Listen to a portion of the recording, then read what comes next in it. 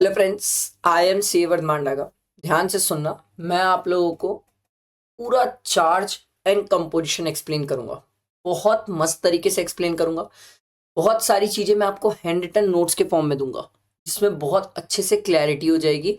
और सबसे खास बात पता है सर, मैं जब आपको चार्ज एंड कंपोजिशन रिवाइज करूंगा ना सर, तो चार्ज के साथ साथ जितने कनेक्टेड एग्जेम्पशन है ना सर, उन कनेक्टेड एग्जेम्पशन को भी पढ़ाऊंगा। तो मेरी आप लोगों से एक ही रिक्वेस्ट है, प्लीज ध्यान देना। मैं आपको पूरे हैंड रिटन नोट्स वगैरह सब प्रोवाइड कर दूंगा, जिससे आप आराम से सब चीजें एक ही जगह कवर अप कर लो। बट अभी प्लीज मेरी तरफ ध्यान देना, ठीक है? बहुत मस्त चैप्टर है, इंपॉर्टेंट चैप्टर है। एग्जाम में बहुत वेटेज रहता है इसका। ऐसे अलग से क्वेश्चन तो नहीं बोल सकते, बट हाँ, बड़े क्वेश्चन का पार्ट रहता ही है, ठीक है? तो अगर आप ध्यान से सुनोगे तो बहुत हेल्प होगी सर। अब बात होती है सर चार्ज ऑफ जीएसटी, ये चार्ज अंडर जीएसटी। तो हम दो टाइप से पढ़ते हैं सर इसको, ठीक है? आओ समझते हैं इसको, ठीक?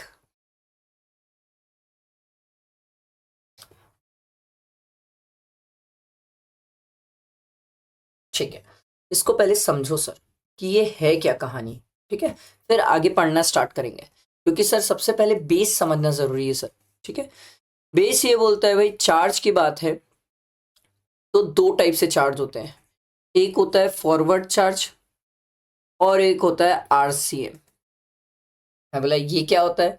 बोले एक होता है फॉरवर्ड चार्ज और एक होता है रिवर्स चार्ज। मैं बोला दोनों में कोई डिफरेंस? बोले हाँ डिफरेंस है।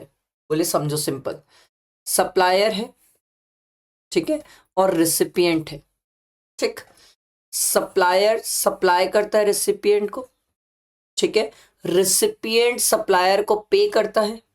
सप्लायर रिसिपिएंट को गुड्स या फिर सर्विस सप्लाई करता है, रिसिपिएंट सप्लायर को पे करता है, ठीक है? और सप्लायर यही पैसा जाके क्या करता है? गवर्नमेंट को जमा कर देता है। This is called forward charge. Crystal clear?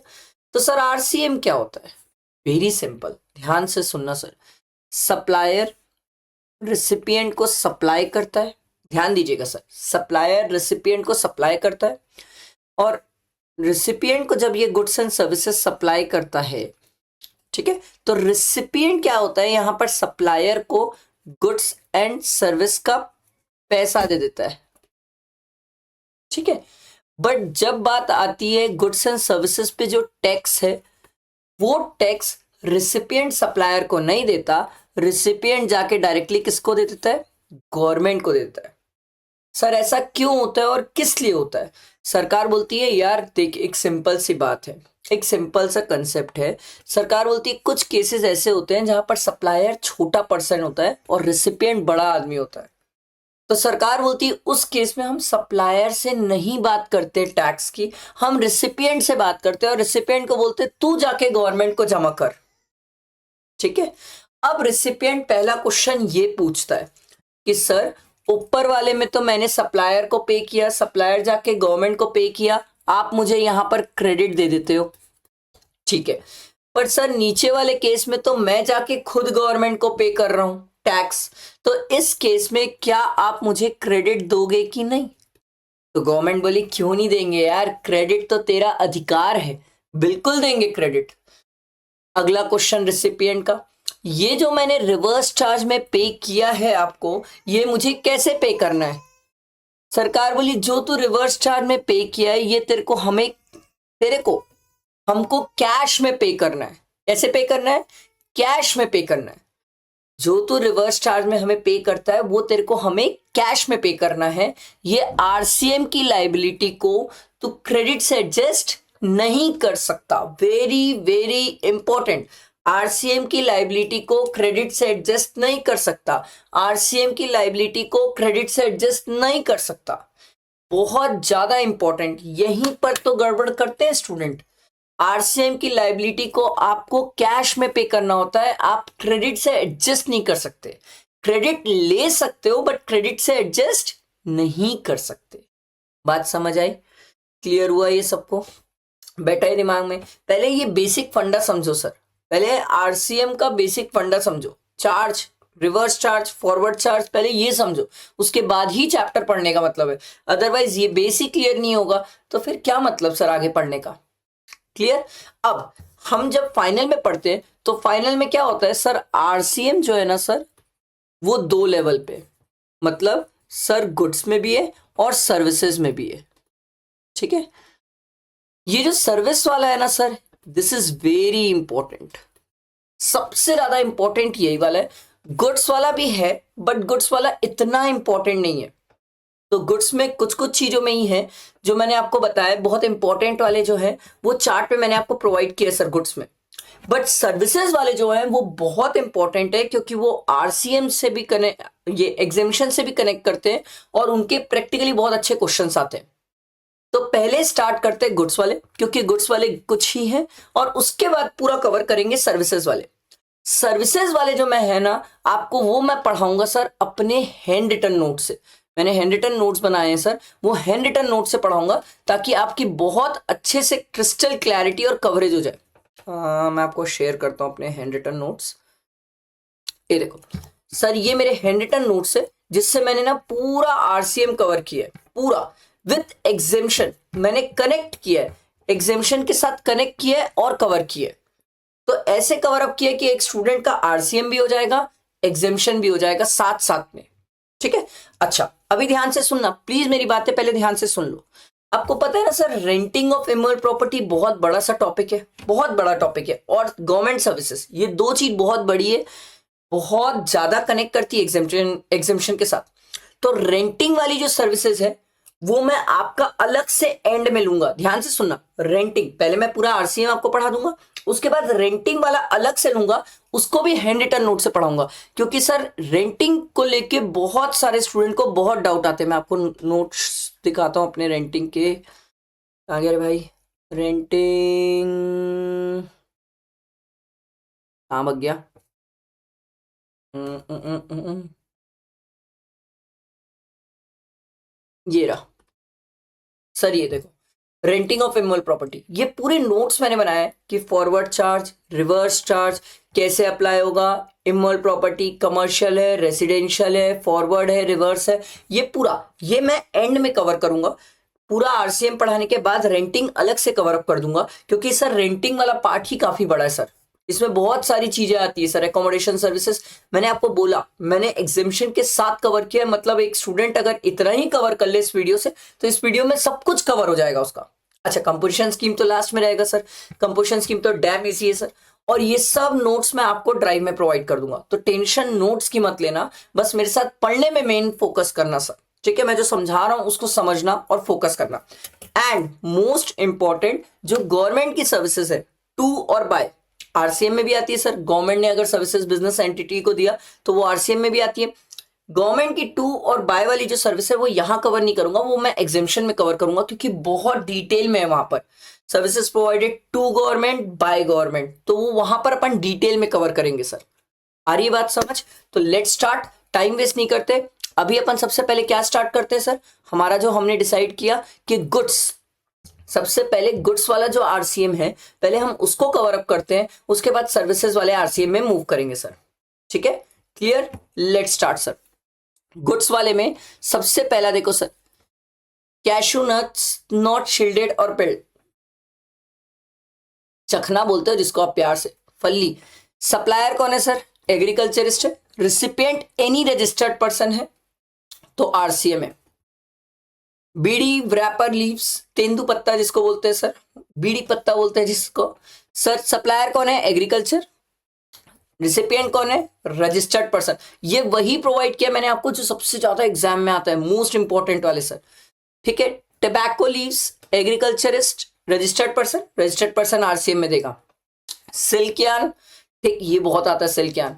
Any person who manufacture silk yarn from a raw silk और silk worm cocoons for supply of silk yarn, कोई भी पर्सन हो सकता है। यहां पर एग्रीकल्चरिस्ट नहीं लिखा है सर, सप्लायर, सप्लायर कोई भी पर्सन हो सकता है, ध्यान रखना, सप्लायर कोई भी पर्सन हो सकता है। Recipient registered person, RCM. एक स्टूडेंट बोला सर रिसिपिएंट अगर अनरजिस्टर्ड है तो, अरे मेरे भाई अगर रिसिपिएंट ही अनरजिस्टर्ड है तो आरसीएम कैसे अप्लाई करेगा, वो टैक्स कैसे पे करेगा, फिर तो टैक्स की, आरसीएम में टैक्स की बात ही नहीं आ सकती सर। तो एक स्टूडेंट बोला सर एग्रीकल्चरिस्ट से पे करवा दूंगा, भाई वो फार्मर है, छोड़ दे, फिर तो टैक्स ही नहीं हो पाएगा सर। आ रही बात समझ? अगला raw cotton. Sir raw cotton agriculturist any registered person sir, ठीक है। इस ये बहुत ध्यान है रखना। इसमें एक और है, एक और है जो मेरे को लगता है इंपॉर्टेंट है, जो इंस्टीट्यूट ने लास्ट टाइम पूछा था और मुझे ऐसा लगता है वो अभी भी इंपॉर्टेंट है, मेटल स्क्रैप को लेके सर, ठीक है। मेटल स्क्रैप, ठीक है, मेटल स्क्रैप को लेके याद रखना सर। सप्लायर अनरजिस्टर्ड है, रिसिपिएंट रजिस्टर्ड है, तो सरकार बोली थी ये रिसिपिएंट से बात करेंगे सर हम। Metal scrap very very important, last time amendment था, इंपॉर्टेंट है। मेटल स्क्रैप सप्लायर अनरजिस्टर्ड है, रिसिपिएंट रजिस्टर्ड है, उसको मैं यहां पर इंसर्ट करवा दूंगा। सप्लायर अनरजिस्टर्ड है, रिसिपिएंट रजिस्टर्ड है, तो सरकार रिसिपिएंट को बोली थी सर तुम आरसीएम में पे करोगे मेटल स्क्रैप, ठीक है। मेटल स्क्रैप ध्यान रहेगा। ये गुड्स के कुछ इंपॉर्टेंट पॉइंट्स हैं जो मेरे को लगता है आपको ध्यान रखना चाहिए, वेरी वेरी इंपॉर्टेंट, अच्छे से याद रखना। गुड्स में ये वाले पॉइंट्स तो याद रखना, बाकी गुड्स के और भी पॉइंट्स है बट वो इतने ज्यादा इंपॉर्टेंट नहीं है, एग्जाम के लिए तो यही है सर। मेटल स्क्रैप, सामने वाला अनरजिस्टर्ड है, रिसिपिएंट रजिस्टर्ड है, तो रिसिपिएंट से आरसीएम में बात करेंगे सर, ठीक है। मेटल स्क्रैप याद रखना प्लीज, ये लास्ट टाइम का अमेंडमेंट था, एग्जाम में आ भी चुका है बट दोबारा भी आ सकता है सर, ठीक है, ध्यान रखना। इसके बाद कहानी सर्विसेज की होती है, तो सर्विसेज तो मैं आपको पूरा पूरा कहां से कवर अप कराऊंगा सर, पूरा अपन कवर करेंगे हैंड रिटन नोट से, ध्यान दो।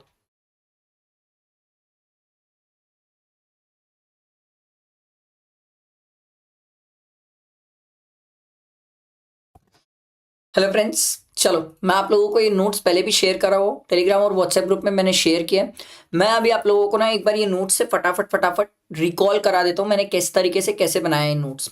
ये जो नोट्स है इसमें आरसीएम और उससे रिलेटेड कनेक्टेड एग्जेम्पशंस कवर्ड है, तो प्लीज ध्यान देना बहुत अच्छे से, आरसीएम और उससे रिलेटेड कनेक्टेड एग्जेम्पशंस कवर हो जाएगी। अभी ये जनवरी वालों के लिए, मई सितंबर और दिसंबर या आगे वाले अटेम्प्ट के लिए इसमें कुछ और अमेंडमेंट्स है जो मैं डाल दूंगा, बट वो बाद में अपलोड कर दूंगा अमेंडमेंट करके। तो अभी तो जो जनवरी वाले स्टूडेंट है वो इस पे फोकस करेंगे। सबसे पहले जीटीए की सर्विसेज। अब जितने जगह जीटीए भागता दौड़ता है ना, मैं सब जगह एक साथ ले आया हूं। अगर जीटीए वाला 12% पे चल रहा है, एकदम एग्जाम में ऐसे देखना, जीटीए 12% फॉरवर्ड चार्ज, सोच रही मत उसके आगे पीछे। अगर 5% है तो भाई साहब के पास ऑप्शन है, फॉरवर्ड भी चल सकता है, रिवर्स भी चल सकता है। अगर स्पेसिफाइड रेसिपिएंट है तो आरसीएम हो सकता है सर, अगर स्पेसिफाइड रेसिपिएंट नहीं है तो आरसीएम कैसे होगा सर। और स्पेसिफाइड रेसिपिएंट कौन कौन है sir, factory registered society, cooperative society registered, person registered, एक इंडिविजुअल पर्सन जो होता है वो भी रजिस्टर्ड होगा तो कवर होगा। पार्टनरशिप फर्म, अब पार्टनरशिप फर्म चाहे रजिस्टर्ड हो या ना हो उससे कोई फर्क नहीं पड़ता, including AOP, AOP association of person को भी इंक्लूड करते हैं। इसमें स्टूडेंट आ रहे हैं कैजुअल टैक्सेबल पर्सन में, लोगों को डाउट आ रहा है सर यहां पर कौन सा वाला कैजुअल टैक्सेबल पर्सन आएगा। Sir casual taxable person sir as per section 24 compulsory registration में होता है। कैजुअल टैक्सेबल पर्सन यहां पर जो है वो रजिस्टर्ड वाला है सर। अगर अनरजिस्टर्ड होगा तो सर, अगर अनरजिस्टर्ड होगा तो आरसीएम में वो पे कैसे करेगा, खुद सोच के देखो। अनरजिस्टर्ड होगा तो उस केस में आरसीएम एप्लीकेबल ही नहीं हो पाएगा, ये बात ध्यान रहेगी सर। ये पॉइंट है जिसपे बहुत सारे स्टूडेंट फंस रहे हैं सर, ठीक। अब इसके आगे भी बहुत सारी चीजें हैं सर। अगर जीटीए वाले ने गवर्नमेंट को सर्विसेज दी और गवर्नमेंट सिर्फ किस पर्पस के लिए रजिस्टर्ड है, टीडीएस पर्पस के लिए, तो उस केस में आरसीएम एप्लीकेबल नहीं है सर। आरसीएम एप्लीकेबल नहीं है तो क्या वो एग्जेम्प्ट है, हाँ सर वो एग्जेम्प्ट है, ठीक है। मैंने एग्जामिशन चैप्टर से भी उठा के सब कुछ यही लिखा है सर, ठीक। पर अगर गवर्नमेंट नॉर्मली रजिस्टर्ड है, not for TDS purpose, government अगर नॉर्मली रजिस्टर्ड है और अगर नॉर्मली रजिस्टर्ड है तो उस केस में आरसीएम एप्लीकेबल होगा, ये ध्यान रखना सर। हम क्या देखें एग्जाम में, आप एग्जाम में ये देखना ऐसे लिखा हुआ रहेगा government is registered for the purpose of TDS, ऐसे लिखा रहेगा सर, ठीक है। अगर ये लिखा रहे तो आरसीएम एप्लीकेबल नहीं है, और ये नहीं लिखा रहे सर गवर्नमेंट इज रजिस्टर्ड, तो उस केस में समझ लेना आरसीएम एप्लीकेबल होगा। आई बात समझ, क्लियर हो गया, ये सबको क्रिस्टल क्लियर हुआ, आ गया सर, ठीक है। अगर जीटीए वाला खुद बोलता है भाई मैं फॉरवर्ड में नहीं चलूंगा, फॉरवर्ड में वो चल नहीं रहा है और सामने वाले जिस पर्सन को प्रोवाइड कर रहा है वो खुद भी अनरजिस्टर्ड है, तो फिर तो एग्जेम्प्ट ही हो जाएगा सर। ये रजिस्टर्ड नहीं है, वो रजिस्टर्ड नहीं है, तो टैक्स किससे जाके लोगे, एग्जेम्प्ट, खत्म कहानी सर। इंडिविजुअल ट्रक और टेम्पो वाले जीटीए नहीं होते सर जो कंसाइनमेंट नोट इशू नहीं कर सकते। इसी को लेके बहुत जबरदस्त अमेंडमेंट आया है मे अटेम्प्ट के लिए, बट ठीक है अभी छोड़ो वो बात। तो सर इंडिविजुअल ट्रक और टेम्पो वाले जो कंसाइनमेंट नोट इशू नहीं कर सकते वो जीटीए नहीं कहलाते, तो हमें एग्जाम में क्या ध्यान रखना होगा सर कि जिसको हम जीटीए बोल रहे हैं क्या वो कंसाइनमेंट नोट इशू कर रहा है कि नहीं, क्योंकि इन केस अगर किसी क्वेश्चन में ऐसे लिख दिया कि consignment note is not issue तो उसको जीटीए वाला मत मानना, ठीक है। फिर हमने बोला था सर जीटीए वाला अगर कुछ सर्विसेज प्रोवाइड करता है तो वो एग्जेम्प्ट है। याद है ये एग्जेम्पशन चैप्टर में पढ़ते हैं, agriculture produce, milk, salt, poultry including floor, pulses, राइसेस, organic manure, newspaper, magazine, relief material, defence and military equipment, ये सब एग्जेम्प्ट है। आप लोग इसमें ये याद रखना एग्जाम में इंपॉर्टेंट ये है कि सर रेलवे अगर इक्विपमेंट्स रहा, क्योंकि मैं आपको बता रहा हूं एक जमाने में रेलवे इक्विपमेंट्स भी ना एग्जेम्प्ट था, अब नहीं है। तो इन केस अगर घुमाने के लिए पूछ लिया तो ये याद रखना कि railway equipment is not exempt, railway equipment is not exempt, railway equipment is taxable, railway equipment is taxable, ध्यान रखना सर, ठीक है। फिर अगर जीटीए वाला है सर गुड्स ट्रांसपोर्ट करने के लिए, गुड्स ट्रक हायर वगैरह पे ले रहा है तो सरकार बोलती थी वो एग्जेम्प्ट है। समझ आया? ये जीटीए, एग्जेम्पशन, आरसीएम सब चीज एक साथ ले आया मैंने, ठीक है। अगला है लीगल सर्विस, इसको भी बहुत प्यारे तरीके से मैं लेके आया हूं। देखो अगर इंडिविजुअल एडवोकेट है, सीनियर एडवोकेट है, फॉर्म ऑफ एडवोकेट है या आर्बिट्ररी ट्रिब्यूनल है, सर अगर ये लोग बिजनेस एंटिटी को प्रोवाइड कर रहे सर्विसेज तो पहले ये चेक करो कि क्या बिजनेस एंटिटी का टर्नओवर प्रीसीडिंग फाइनेंशियल ईयर में एक्सीड करता है कि नहीं। अगर करता है तो फिर आरसीएम है, और नहीं करता है तो एग्जेम्प्ट है, नहीं करता है तो एग्जेम्प्ट है। ये देखो नहीं करता है तो एग्जेम्प्ट है। हाँ, अगर सर इंडिविजुअल एडवोकेट है, form of advocate, senior advocate, arbitrary tribunal, अगर ये गवर्नमेंट को प्रोवाइड कर रहे सर्विसेज तो एग्जेम्प्ट है, या किसी पर्सन, इंडिविजुअल पर्सन को प्रोवाइड कर रहे तो एग्जेम्प्ट है सर। ये चीज का ध्यान रखना सर। बहुत सारे स्टूडेंट्स को तो यही डाउट होता है कि सर पर्सन और business entity, any registered person और बिजनेस एंटिटी में क्या डिफरेंस है। बहुत डिफरेंस है सर, दोनों में बहुत डिफरेंस है सर। सर जब मैं रजिस्टर्ड पर्सन बोलता हूं तो इंडिविजुअल होता है, सोल प्रोप्राइटर होता है, और जब मैं बिजनेस एंटिटी बोलता हूं सर तो वो कंपनी हो सकती है, एलएलपी हो सकती है, वो सब क्या बोलते हैं बिजनेस एंटिटीज में आते हैं। थोड़ा ध्यान रखना, ठीक है। अब इसके बाद मैंने सर और भी चीजें कवर की। सर अगर इंडिविजुअल एडवोकेट है, फॉर्म ऑफ एडवोकेट है, वो किसी दूसरे इंडिविजुअल एडवोकेट या फॉर्म ऑफ एडवोकेट को सर्विसेज प्रोवाइड करते हैं तो एग्जेम्प्ट होता है। बट अगर सीनियर एडवोकेट अगर किसी इंडिविजुअल एडवोकेट या फॉर्म ऑफ एडवोकेट को सर्विसेज प्रोवाइड करता है तो ये टैक्सेबल होता है। ये वाला पॉइंट एग्जाम में स्टूडेंट को नहीं क्लिक करता, क्योंकि ये पूरे चीजों का मिला के इंटरप्रिटेशन होता है सर, ठीक है। ये अलग से कहीं नहीं लिखा है बट ये इंटरप्रिटेशन है, ध्यान रखना सर। अगला है स्पॉन्सरशिप सर्विस। बहुत सिंपल सर, स्पॉन्सरशिप सर्विसेज है एकदम क्रिस्टल क्लियर, दिमाग में बैठना, पहले बैठना और सोचना रिसिपिएंट कौन है, पहले ढूंढना क्वेश्चन में रिसिपिएंट कौन है, ठीक है। रिसिपिएंट मिल गया, उसके बाद आगे कहानी बढ़ना स्टार्ट होती है सर। फिर आप ये चेक करना सर कि सप्लायर कौन है सर। सप्लायर अगर any person other than body corporate है, रिसिपिएंट बॉडी कॉर्पोरेट और पार्टनरशिप फॉर्म है तो आरसीएम एप्लीकेबल होगा। पहले याद रखना रिसिपिएंट कौन होता है, जो पैसा देता है, याद रखना रिसिपिएंट कौन होता है, जो पैसा देता है सर, ठीक है।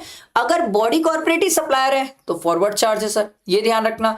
और कई स्टूडेंट ने पूछा सर यहां पर लिखा है अदर देन बॉडी कॉर्पोरेट, मतलब सर अगर पार्टनरशिप फर्म प्रोवाइड करेगी किसी बॉडी कॉर्पोरेट और पार्टनरशिप फर्म को तो उस केस में आरसीएम एप्लीकेबल होगा। ध्यान रखना, ये बहुत ट्रिकी पॉइंट में जाके पूछना चाहे तो पूछते हैं, फाइनल वालों में तो पूछते हैं, इंटर वालों में इनकेस अगर उन्हें बहुत ट्रिकी करना रहा तो पूछेंगे, अदरवाइज नहीं पूछेंगे, ठीक है। गवर्नमेंट सर्विसेज सर यहां पर मैंने उसको अलग से कवर नहीं किया सर, क्यों? क्योंकि गवर्नमेंट सर्विसेज की स्पेसिफिक एक वीडियो है सर जो मैं आपको शेयर कर दूंगा, मतलब उसकी भी एक वीडियो बना दूंगा जिसमें मैंने पूरे गवर्नमेंट की पूरी सर्विसेज एक साथ पूरी लिखी है सर। आपको फिर इधर उधर जाने की जरूरत ही नहीं है, उसमें गवर्नमेंट सर्विस देखना पूरा कवर हो जाएगा, पूरा पूरा, मतलब इतना बेहतरीन, two by, exemption, reverse charge सब कवर कर दिया मैंने। और इवन रेंटिंग का भी मैंने ऐसे ही किया, रेंटिंग का भी मैंने ऐसे ही किया। तो इसको अभी यहां से छोड़ दो, आप वो जो गवर्नमेंट और रेंटिंग वाला है ना, वो वाली वीडियो से उसको कवर कर लेना या उस नोट से उसको कवर कर लेना, बहुत अच्छे से प्रिसाइज बने हुए सर। यहां आरसीएम में नहीं डाला, नहीं तो बहुत बल्कि हो जाता नोट्स, ठीक है। उसके बाद टीडीआर, एफएसआई या लॉन्ग टर्म लीज रहा सर इस केस में आरसीएम एप्लीकेबल है प्रमोटर के ऊपर in relation to unsold flat. अगर फ्लैट बिक गए उससे रिलेटेड अगर टीडीआर एफएसआई है तो एग्जेम्प्ट है, अनसोल्ड फ्लैट से रिलेटेड टीडीआर एफएसआई है तो आरसीएम एप्लीकेबल है, ध्यान रखना। डायरेक्टर फी सर्विसेज, ये तो बाप रे बाप बहुत डिस्प्यूट में, एकदम सिंपल याद रखना सर। अगर कोई भी डायरेक्टर है अगर वो किसी कंपनी या बॉडी कॉर्पोरेट को सर्विसेज देता है तो आरसीएम में provided in the course of employment नहीं होना चाहिए, क्योंकि in the course of employment हुआ तो सर वो तो शेड्यूल 3 में चले जाता है सर। एक आध एग्जाम्पल, सिटिंग फीस जिसमें आरसीएम लग जाता है सर, ठीक है। अगर अब डायरेक्टर को भी हमने दो कैटेगरी में डिवाइड किया, सर एक होते हैं managing director, executive director. Sir ये लोग तो कंपनी के पास नौकरी करते हैं sir, outside the course of employment अगर कुछ काम करेंगे तो आरसीएम है, अदरवाइज आरसीएम नहीं है, क्योंकि ये लोग कंपनी के पास नौकरी में होते हैं। But sir independent director, nominee director, non executive director, sir ये लोग कंपनी के पास नौकरी नहीं करते, तो जनरली इन्हीं लोग सर आरसीएम में आते हैं सर। आ रही है बात समझ, बैठा दिमाग में। पर इसमें ना एक सर्कुलर था, वो सर्कुलर मैंने लिख के दिया है सर, कि अगर कोई डायरेक्टर है जो पर्सनल कैपेसिटी में कंपनी को अपनी personal capacity, not in a capacity of a director, personal capacity में अगर कंपनी को रेंट पे कोई प्रॉपर्टी दे रहा है तो उस केस में आरसीएम एप्लीकेबल नहीं होगा। Very very important, RCM applicable नहीं होगा। Personal capacity, not in a capacity of director. Sir हम एग्जाम में क्या ध्यान दें, आप डायरेक्टर की सर्विस को देख के देखना कि वहां पर लिखा हुआ है पर्सनल कैपेसिटी की as a capacity of a director, ये चीज का ध्यान रखना, बहुत कंफ्यूज करने वाली चीज है ये। अगला है इंश्योरेंस सर्विस, बहुत सिंपल सर, एक इंश्योरेंस एजेंट है, वो अगर इंश्योरेंस कंपनी को सर्विसेज दे रहा है तो उसके इसमें आरसीएम है, इसमें कोई टिपिकलिटीज नहीं है। रिकवरी एजेंट, सर हमने बहुत सिंपल पढ़ा सर, अगर कोई भी रिकवरी एजेंट है, अगर वो किसी बैंक, फाइनेंशियल इंस्टीट्यूशन या एनबीएफसी को सर्विसेज प्रोवाइड कर रहा है तो आरसीएम है सर। पर याद रखना, बैंकिंग, फाइनेंशियल इंस्टीट्यूशन और एनबीएफसी सर, इसमें कार डीलर वाले लोग नहीं आएंगे सर। कार डीलर के केस में रिकवरी एजेंट फॉरवर्ड चार्ज में देगा सर। आ रही बात समझ। अगला म्यूजिकल सर्विसेज, म्यूजिक कंपोजर हो, फोटोग्राफर हो, आर्टिस्ट हो, रिलेटिंग टू ओरिजिनल ड्रामेटिक, अगर ओरिजिनल ड्रामेटिक रहा तो म्यूजिक कंपनी और प्रोड्यूसर कंपनी आरसीएम में जीएसटी पे करेगी। एग्जाम में कई बार, फाइनल में तो ये करता है, ओरिजिनल वर्ड को चेंज कर देता है सर, ओरिजिनल वर्ड नहीं मिलेगा ना सर तो आरसीएम एप्लीकेबल नहीं होगा, ध्यान रखना, ठीक है। अगला है ऑथर की सर्विसेज, हमने तो सिंपल बोला सर, ऑथर अगर सर्विसेज देगा पब्लिशर को तो पब्लिशर रिवर्स चार्ज में देगा, बट ऑथर चाहे तो वो ऑप्ट कर सकता है फॉरवर्ड चार्ज के लिए, उसको उसके लिए पहले से इंटीमेट करना पड़ेगा सर। आ रही बात समझ। अगला है आरबीआई की services, sir services provided to RBI by overseas committees, RCM है। Services provided by RBI generally exempt होती है, कुछ टैक्सेबल है, कुछ एग्जेम्प्टी होती है सर, ठीक है। अगला है DSA services sir, direct selling agent services. अब ये कौन होता है सर, ये बैंक के व्याप में धंधा लेके आते हैं, लोन वोन बेचते हैं मार्केट में, ठीक है। ये डीएसए की सर्विसेज, अगर individual DSA other than body corporate और LLP, other than body corporate और एलएलपी किसको प्रोवाइड कर रहे हैं, बैंक्स और एनबीएफसी को सर। यहां फाइनेंशियल इंस्टीट्यूशन नहीं लिखा है, प्लीज ध्यान दो, यही सब चीजें तो नोट करने वाली होती है, यहां फाइनेंशियल इंस्टीट्यूशन नहीं लिखा है सर। तो सर अगर कोई इंडिविजुअल है, वो बैंकिंग कंपनी और एनबीएफसी को सर्विसेज प्रोवाइड कर रहा है तो आरसीएम है सर। बट सर अगर बॉडी कॉर्पोरेट और एलएलपी है, वो बैंकिंग कंपनी और एनबीएफसी को प्रोवाइड कर रहे हैं तो फॉरवर्ड चार्ज है, ध्यान रहेगा। आगे देखो सर, अगला है बिजनेस फैसिलिटेटर। ओ भाई साहब, इसमें तो बहुत कंफ्यूज है लोग। सर अगर कोई बिजनेस फैसिलिटेटर है, अगर वो बैंक्स को सर्विसेज प्रोवाइड कर रहे हैं तो आरसीएम है। कोई भी बिजनेस फैसिलिटेटर है, अगर वो बैंक्स को सर्विसेज प्रोवाइड कर रहे हैं तो आरसीएम है, ठीक है। अगर कोई एजेंट ऑफ बिजनेस करस्पॉन्डेंट है, वो सर्विसेज प्रोवाइड कर रहा है बैंकिंग कंपनी को तो भी आरसीएम है, ठीक है। ये बैंकिंग कंपनीज है, ठीक है, बैंकिंग कंपनी को प्रोवाइड कर रहा है तो भी आरसीएम है। अब यहां पर एग्जेम्पशन से कैसे कनेक्ट करते हैं, देखो सर, अगर कोई बिजनेस फैसिलिटेटर है या बिजनेस करस्पॉन्डेंट है, अगर वो बैंक को सर्विसेज प्रोवाइड कर रहे हैं इन रिस्पेक्ट ऑफ अकाउंट्स गांव गांव में जाके खाते खुलवा रहे हैं सर, तो वो एग्जेम्प्ट है, ठीक है। अगर कोई एजेंट है जो इनको सपोर्ट कर रहा है, इन्हीं का एजेंट होगा कोई जो इनको सपोर्ट कर रहा है गांव गांव में अकाउंट्स खुलवाने में, तो भी एग्जेम्प्ट है सर। पर सर ध्यान देना सर, गांव गांव में जाके अपन इंश्योरेंस बेच रहे हैं तो भी एग्जेम्प्ट है, गांव में। अर्बन रहा तो टैक्सेबल हो जाएगा, ये ध्यान रखना सर, अर्बन एरिया रहा तो टैक्सेबल हो जाएगा, very very important, urban area रहा तो टैक्सेबल हो जाएगा, ये चीज का ध्यान रखना, अर्बन एरिया रहा तो टैक्सेबल हो जाएगा, ठीक है। इसमें ये वाला पॉइंट बहुत इंपॉर्टेंट है, क्योंकि ये ना पूरे चीजों का इंटरप्रिटेशन है कि सर बिजनेस करस्पॉन्डेंट अगर किसी बैंकिंग कंपनी को सर्विसेज दे रहा है in respect of urban area तो फॉरवर्ड चार्ज लगेगा, क्योंकि सर यहां पर बिजनेस फैसिलिटेटर है, करस्पॉन्डेंट नहीं है सर, ये ध्यान रखना। क्योंकि बहुत सारे मैंने ना क्वेश्चंस भी देखे, कई सारे क्वेश्चंस में ना एफसीएम लगाया है इंस्टीट्यूट ने, ठीक है। तो सर मेरे से स्टूडेंट पूछते हैं सर बिजनेस करस्पॉन्डेंट और बिजनेस फैसिलिटेटर दोनों की सर्विसेज में तो आरसीएम होता है, आपने फॉरवर्ड कैसे लगा दिया। मैंने स्टूडेंट को बोला भैया वहां सिर्फ बिजनेस फैसिलिटेटर लिखा है, करस्पॉन्डेंट नहीं लिखा है, यहाँ तो एजेंट ऑफ बिजनेस करस्पॉन्डेंट है, एजेंट लिखा हुआ है सर। तो याद रखना बिजनेस करस्पॉन्डेंट अगर बैंकिंग को सर्विसेज प्रोवाइड कर रहा है in respect to urban area, rural area रहा तो एग्जेम्प्ट है, अर्बन एरिया रहा तो टैक्सेबल है। ध्यान रखना फॉरवर्ड चार्ज में क्लियर हुआ। और कई स्टूडेंट को आ सकता था सर एक बात बताओ, अगर बिजनेस फैसिलिटेटर है, एकदम सिंपल, अगर बिजनेस फैसिलिटेटर है सर अर्बन एरिया से रिलेटेड बैंक्स को सर्विसेज प्रोवाइड किया तो सर फिर उस केस में आरसीएम, एकदम सिंपल। सर अगर यही बिजनेस फैसिलिटेटर बैंक्स को सर्विसेज प्रोवाइड किया in respect of rural areas, exempt. समझ आया? ये बहुत अच्छे से मैंने आपको सिंपल, एकदम सिंपल तरीके से लिख के दिया सर, बहुत सिंपल तरीके से। ये क्रक्स है, यही है, इसके अलावा कुछ नहीं है। आपको ये ध्यान रखना है कि यहां पर बिजनेस फैसिलिटेटर है, करस्पॉन्डेंट नहीं है। ठीक है, ध्यान रखना सर, ठीक है, इसमें कंफ्यूज नहीं होना। अच्छा ये कंपनी लिख दिया था मैं, सॉरी, ये बिजनेस करस्पॉन्डेंट ही है ना सर, कि ये एजेंट है बिजनेस करस्पॉन्डेंट का और वो बिजनेस करस्पॉन्डेंट को सर्विसेज दे रहा है, तो उस केस में आरसीएम एप्लीकेबल होगा। आरसीएम दो ही केस में, इसको आप एकदम सिंपल तरीके से ऐसे याद रखो कि आरसीएम दो ही केस में, जब बिजनेस फैसिलिटेटर बैंकिंग कंपनी को सर्विसेज प्रोवाइड करता है in respect of urban area तो आरसीएम है sir. Agent of business correspondent अगर क्या बोलते हैं बिजनेस करस्पॉन्डेंट को सर्विसेज दे रहा है तो आरसीएम है सर। इसके अलावा अगर एग्जाम में रूरल एरिया से रिलेटेड मिला तो एग्जाम कर दूंगा, अर्बन एरिया से रिलेटेड बिजनेस करस्पॉन्डेंट मिला तो फॉरवर्ड चार्ज डाल दूंगा। बस इसको आखिरी दिन इतना ही क्रक्स में याद रखना, ठीक है। इसके बाद सिक्योरिटी सर्विसेज, ये भी जरूरी होती है sir. Security services provided by any person other than body corporate. Sir body corporate है तो फिर फॉरवर्ड चार्ज है, और अगर बॉडी कॉर्पोरेट नहीं है, एनी पर्सन, और सामने वाला रजिस्टर्ड है तो आरसीएम है। अब एक स्टूडेंट बोला सर एनी पर्सन है, कोई भी हो सकता है सर। मैं बोला हाँ कोई भी हो सकता है सर। सामने वाला अगर रजिस्टर्ड ही नहीं है तो, मैं बोला भाई अगर सामने वाला रजिस्टर्ड नहीं है तो आरसीएम कैसे होगा सर? ये एनी पर्सन अगर रजिस्टर्ड है और सामने वाला अनरजिस्टर्ड है तो फॉरवर्ड लगेगा भाई, फिर तो फॉरवर्ड ही लगेगा ना सर। देखो मैंने सब केसेस लिख के दिए सर, सब केसेस।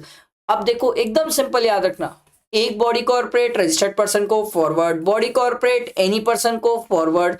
रिवर्स सिर्फ एक ही केस में जहां पर कोई भी person other than body corporate registered person को प्रोवाइड करता है तो आरसीएम है, ठीक है। फिर sir security services provided to educational institutions. Sir educational institution है सर, अप टू स्कूल्स है तो एग्जेम्प्ट है।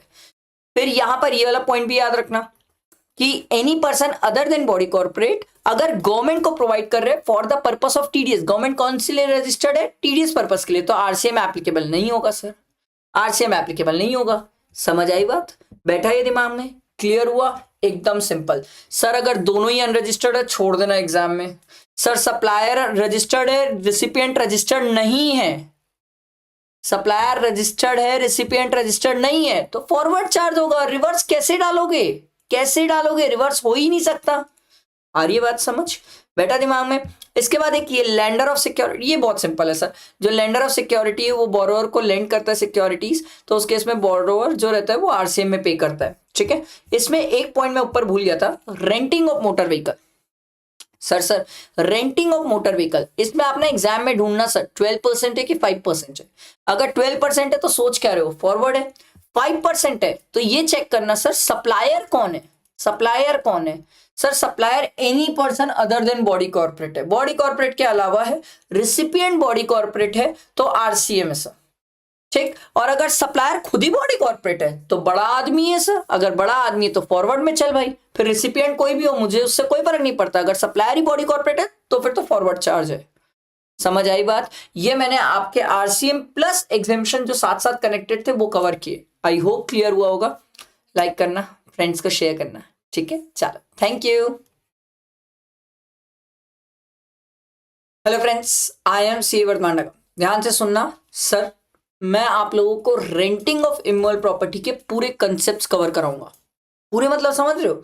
आरसीएम वाला कवर कराऊंगा, रिवर्स चार्ज वाला कवर कराऊंगा।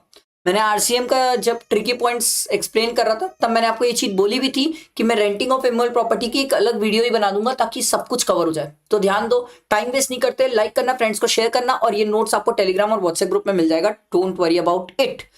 Let's start sir. एकदम सिंपल, पहले आरसीएम वाली बात करते हैं सर कि अगर services supplied by central government, state government, union territory, local authority to a business entity होता है और अगर रेंटिंग है तो उस केस में क्या लगता है? Forward charge. क्या लगता है? Forward charge. अब बहुत सारे स्टूडेंट बोलते हैं सर कि services supplied by central government, state government, union territory, local authority to a person registered दिया हुआ है तो सर वहां पर आरसीएम दिया हुआ है। तो सर बिजनेस एंटिटी और पर्सन रजिस्टर्ड में क्या डिफरेंस? सर बिजनेस एंटिटी मतलब कंपनी या एलएलपी देगा क्वेश्चन में, और पर्सन रजिस्टर्ड मतलब इंडिविजुअल या सोल प्रोप्राइटर। आसान भाषा में गवर्नमेंट अगर किसी बिजनेस एंटिटी को रेंटिंग ऑफ इमोबल प्रॉपर्टी की सर्विसेज देगी तो उसके इसमें फॉरवर्ड चार्ज लगेगा। गवर्नमेंट अगर किसी पर्सन रजिस्टर्ड, जो बंदा रजिस्टर्ड है, उसको अगर रेंटिंग की सर्विसेज दे रही है तो आरसीएम लगेगा। बट इसमें इंपॉर्टेंट क्या है पता है sir? Excluding ministry of railway लिखा हुआ है, ये स्टूडेंट ध्यान नहीं दे रहा है। एक्सक्लूडिंग मिनिस्ट्री ऑफ रेलवे मतलब अगर मिनिस्ट्री ऑफ रेलवे अगर किसी को सर्विसेज दे रही है रेंटिंग की तो उस केस में फॉरवर्ड चार्ज लगेगा।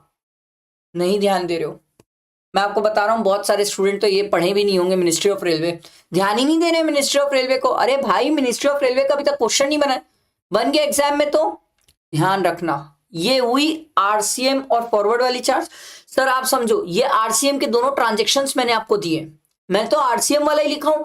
आओ सर एग्जेम्पशन से कनेक्ट करते हैं। अब जबरदस्त कनेक्शन करेंगे सर।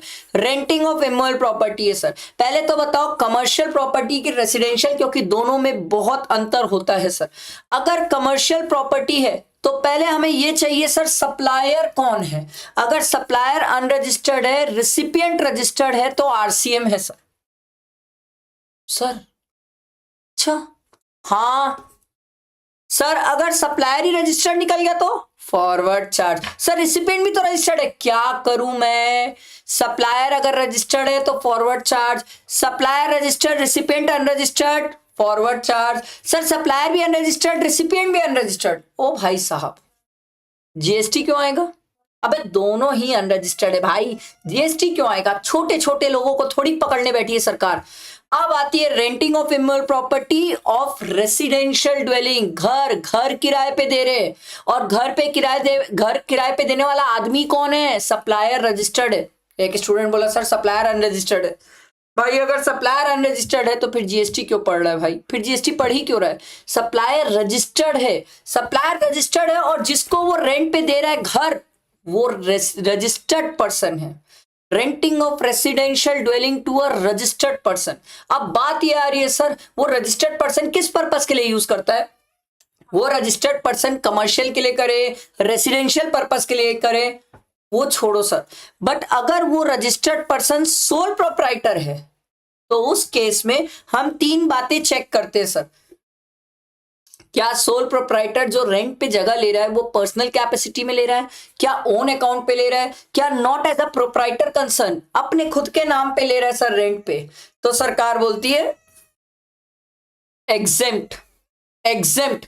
मैं बोला अच्छा एक मिनट, मान लो अगर सोल प्रोप्राइटर नहीं है या अदर देन सोल प्रोप्राइटर लिखा है, मान लो वर्धमान सर खुद रजिस्टर्ड है, जिसको किराए पे दिए वो एक कंपनी है, कंपनी सोल प्रोप्राइटर नहीं है, कंपनी। सरकार बोली उस केस में आरसीएम लग जाएगा। सोल प्रोप्राइटर एक लौता केस है जहां पर रिसिपिएंट रजिस्टर्ड होने के बाद भी एग्जेम्प्ट होता है, उसके अलावा कोई और रहा तो आरसीएम लग जाएगा सर। ध्यान रखने वाली बात। तो मस्त हो गया सर। अच्छा उसके बाद ध्यान देना सर, अब अगर आप रेंटिंग ऑफ रेसिडेंशियल ड्वेलिंग कर रहे हो to an unregistered person, sir सामने वाला रजिस्टर्ड ही नहीं है। ओ भाई साहब अगर सामने वाला रजिस्टर्ड नहीं है तो क्या आप उसे रेसिडेंस पर्पस के लिए दे रहे हो? तो एग्जेम्प्ट है सर, बढ़िया है सर। रेसिडेंस पर्पस के लिए सामने वाला अनरजिस्टर्ड है तो बिल्कुल एग्जेम्प्ट है, बिल्कुल एग्जेम्प्ट। सर सामने वाले को रेसिडेंस के लिए नहीं दे रहे हैं, एनी अदर पर्पस के लिए दे रहे हैं सर, तो फॉरवर्ड चार्ज। सर फॉरवर्ड कैसे लग गया? सप्लायर रजिस्टर्ड बोला था मैंने, शुरू में ही बोला था सप्लायर रजिस्टर्ड। एक स्टूडेंट बोला सर अगर सप्लायर भी अनरजिस्टर्ड हुआ तो भाई मेरे जीएसटी ही क्यों आएगा? तूने बोला सप्लायर अनरजिस्टर्ड, रेसिपिएंट पहले से ही अनरजिस्टर्ड, तो जीएसटी कहां से आएगा? समझ आ रही बात? अरे ये बहुत बेहतरीन चार्ट और नोट्स है सर, मतलब इसके बाद रेंटिंग को लेके कोई डाउट आ ही नहीं सकता। इतनी क्लैरिटी से चीजें लिखी है मैंने, एक एक चीज प्रॉपर बताइए सर। लास्ट डे तो सिर्फ इसको सुन के भी चल जाओ मेरी बातें तो भी हो जाएगा काम। अगला एकोमोडेशन सर्विस सर। सर ये हम पढ़े? हाँ बिल्कुल पढ़े सर। एकोमोडेशन सर्विसेज आप स्टूडेंट को दो सर, फॉर हॉस्टल, जो स्टूडेंट हॉस्टल में रह रहे हैं, कैंप्स में, पेइंग गेस्ट में या लाइक वाले में, अगर आप एकोमोडेशन सर्विसेज दे रहे हो तो मैं दो चीजें चेक करूंगा और दोनों बातें पूरी होनी चाहिए सर। पहला 20,000 पर मंथ पर पर्सन से ज्यादा आप एकोमोडेशन सर्विसेज का पैसा नहीं ले रहे हो। एक स्टूडेंट बोला सर एक आध एकोमोडेशन सर्विसेज का एग्जाम्पल दे दो। बहुत सारे हैं, आपको टिफिन की सर्विसेज दी गई, आपके कपड़े धोने की सर्विसेज दी गई, और भी कोई फैसिलिटीज एमिनिटीज दी जा रही है, सब दो, पर सबकी वैल्यू 20,000 पर मंथ पर पर्सन से ज्यादा नहीं होनी चाहिए। 20 भी होगा तो चलेगा, 20 से ज्यादा नहीं होनी चाहिए, ध्यान रखना सर। एंड वो बंदा वहां पर कंटिन्यूअस पीरियड ऑफ 90 डेज रहा है सर। अगर वो 60 डेज रह गया तो टैक्सेबल हो जाएगा। कंटिन्यूअस पीरियड ऑफ 90 डेज होना चाहिए सर। तो दोनों बातें सेटिस्फाई होनी चाहिए, दोनों प्लस लिखा है, दोनों बातें सेटिस्फाई, मतलब सर एकोमोडेशन सर्विसेज का आप 20,000 से ज्यादा नहीं ले रहे और सामने वाला आपके पास 90 डेज से ज्यादा रह रहे, तो उस केस में एग्जेम्प्ट है। दोनों में से एक भी कंडीशन टूटी तो सर टैक्सेबिलिटी आई। मतलब एक आदमी, समझो मेरी बात, एक आदमी अगर 15,000 ही पे कर रहा है एकोमोडेशन सर्विसेज का, ठीक है, अब पर वो कंटिन्यूअस पीरियड 80 डेज रहता है, सर क्या टैक्सेबल हो जाएगा? हाँ सर। एक पर्सन है 25,000 पे कर रहा है बट रहता 100 डेज है, सर क्या टैक्सेबल हो जाएगा? हाँ। दोनों कंडीशन सेटिस्फाई होना चाहिए सर, दोनों में से एक भी सेटिस्फाई नहीं हुई तो टैक्सेबिलिटी आ जाएगी। समझ आया? ये रेंटिंग का बड़ा सिंपल, बहुत इजी मैंने चार्ट बना के दे दिया है। इसके बाद रेंटिंग में डाउट नहीं आ सकता, बहुत सिंप्लीफाइड और इजी है सर, बहुत सिंप्लीफाइड। इसके बाद भी अगर आपको रेंटिंग में कुछ लग रहा हो पूछने लायक तो बिल्कुल पूछना। ये मैंने आरसीएम के दोनों रेंटिंग के कवर किए, फिर मैंने sir renting of immovable property जो है उसमें जो आरसीएम वाला ट्रीटमेंट है वो भी यहां पर कवर कर दिया सर मैंने। और उसके बाद रेंटिंग ऑफ इमूवेबल प्रॉपर्टी जो कि रेसिडेंशियल ड्वेलिंग, घर किराए पे दे रहे हो, तो उसमें भी मैंने हर केस कवर कर दिया सर, रजिस्टर्ड अनरजिस्टर्ड सब कवर कर दिया सब। आई होप ये 100% क्लियर हो गया होगा। लाइक करना, फ्रेंड्स को शेयर करना, ऐसे ही शॉर्ट इंपॉर्टेंट ट्रिकी पॉइंट्स के नोट्स में लाऊंगा और आपको एक्सप्लेन करूंगा, ठीक है? चलो, थैंक यू। आरसीएम में ना ई कॉमर्स ट्रांजेक्शन है सर, और नोटिफाइड है सर, कुछ नोटिफाइड सर्विसेज है जिसमें ई कॉमर्स ऑपरेटर को आरसीएम में जीएसटी पे करना पड़ता है अंडर सेक्शन 95। एक स्टूडेंट बोला सर ई कॉमर्स ऑपरेटर तो सर हम पढ़ के आए हैं अंडर सेक्शन 52 टीसीएस भी होते हैं। हाँ सर बिल्कुल होते हैं। तो आज के बाद हमारी जिंदगी में दो टाइप के ई कॉमर्स ऑपरेटर है, एक 95 में नोटिफाइड है और एक अंडर सेक्शन 52 है। जो 95 में नोटिफाइड सर्विसेज है सर, उन नोटिफाइड सर्विसेज के लिए ई कॉमर्स ट्रांजेक्शन्स में ई कॉमर्स ऑपरेटर आरसीएम में जीएसटी पे करता है। और जो 95 में नोटिफाइड नहीं है उसके अलावा बाकी पूरी दुनिया में टीसीएस अप्लाई होता है, ठीक है, अगर आप ई कॉमर्स ऑपरेटर के थ्रू ट्रांजेक्शन कर रहे हो। एकदम सिंपल समझो, ई कॉमर्स ऑपरेटर अगर 95 वाले हैं सर, नोटिफाइड वाले ई कॉमर्स ऑपरेटर, नोटिफाइड सर्विसेज वाले, तो उस केस में एकदम सिंपल है सर, उस केस में ई कॉमर्स ऑपरेटर आरसीएम में जीएसटी पे करता है। और अगर नोटिफाइड सर्विसेज नहीं है तो उस केस में टीसीएस अप्लाई होता है, उस केस में टीसीएस अप्लाई होता है, ठीक है। सरकार ने ई कॉमर्स ऑपरेटर को बोला भाई तुम अंडर आरसीएम पे करोगे, तुम नहीं तो अपने रिप्रेजेंटेटिव को अपॉइंट करो सर, और अगर तुम्हारा कोई रिप्रेजेंटेटिव भी नहीं है तो कोई पर्सन अपॉइंट करो जो तुम्हारे बिहाफ में आरसीएम में जीएसटी लायबिलिटी पे करे। क्लियर हुआ? आओ, ई कॉमर्स ऑपरेटर की क्या क्या नोटिफाइड सर्विसेज है। सबसे पहला, transportation of passenger by radio taxi, motor cab, maxi cab, motorcycle और any other motor vehicle except omni bus, क्योंकि ओमनी बस नीचे कवर होती है सर। ठीक है। तो transportation of passenger by radio taxi, motor cab, Ola, Uber, समझो मेरी बात, ओला उबर के थ्रू अगर आप चल रहे हो तो सरकार बोलती है, ध्यान से सुनना, एकदम सिंपल, एकदम सिंपल, मैं आपको इसका ना एक सिंपल नोट्स लिख के दिखा देता हूं। सप्लायर है, ठीक है, ई कॉमर्स ऑपरेटर है, इसमें ओला, उबर, कोई भी आप एग्जाम्पल ले सकते हो, और रेसिपिएंट है, ठीक है। सरकार ने एकदम सिंपल ये बोला कि भैया हम सप्लायर के पास नहीं जाएंगे क्योंकि ये छोटा आदमी होता है, ठीक है।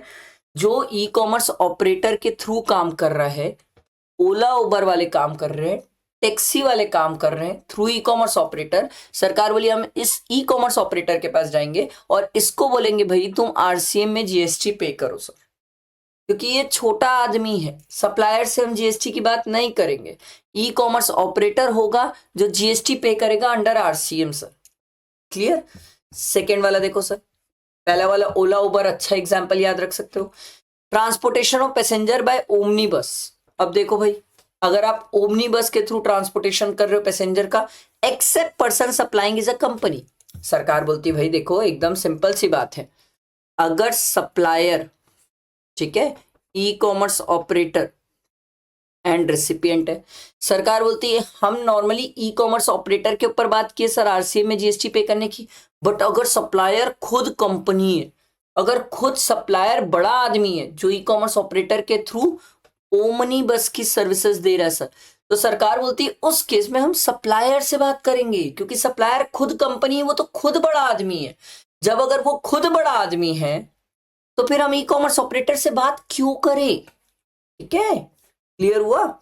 अगला देखो sir, providing accommodation in hotel, in guest house, hotels, clubs, camp site और other commercial places meant for residential और lodging purpose except person supplying is a company.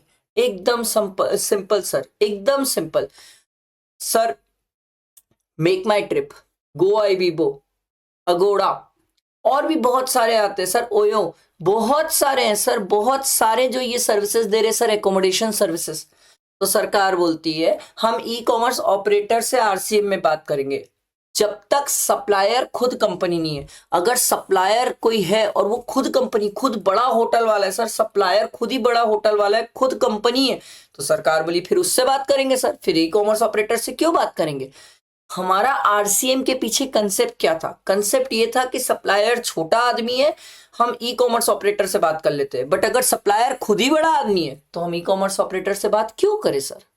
समझ आई बात। हमें एग्जाम में ध्यान रखना पड़ेगा कि सप्लायर कौन है, ध्यान रखना सर, नहीं तो फंस जाओगे। सप्लायर आपको बहुत अच्छे से ध्यान रखना पड़ेगा एग्जाम में कि सप्लायर कौन है, जो होटल की सर्विसेज सप्लाई कर रहा है क्या वो खुद कंपनी है। तो ई कॉमर्स ऑपरेटर के ऊपर आरसीएम में बात मत करना, फिर वो सप्लायर खुद पे करेगा सर। और अगर सप्लायर छोटा आदमी है तो सर उस केस में फिर ई कॉमर्स ऑपरेटर से बात करना और उनको बोलना भाई तुम जीएसटी पे करो। आ रही है बात समझ। ध्यान रखना एग्जाम में क्वेश्चन में दिया रहेगा कि एक होटल वाला था जो मेक माई ट्रिप के थ्रू सर्विसेज दे रहा था सर, वो होटल वाला जो था सप्लायर वो छोटा आदमी था सर, मतलब छोटा आदमी तो नहीं लिखेगा ऐसे, या तो कंपनी लिखा हुआ रहेगा या तो कंपनी नहीं लिखा हुआ रहेगा। कंपनी लिखा रहेगा तो ई कॉमर्स ऑपरेटर से मत ले लेना, ये चीज ध्यान रखना, बहुत इंपॉर्टेंट है ये चीज, ठीक है। अगला, हाउसकीपिंग, प्लम्बिंग, कारपेंटिंग।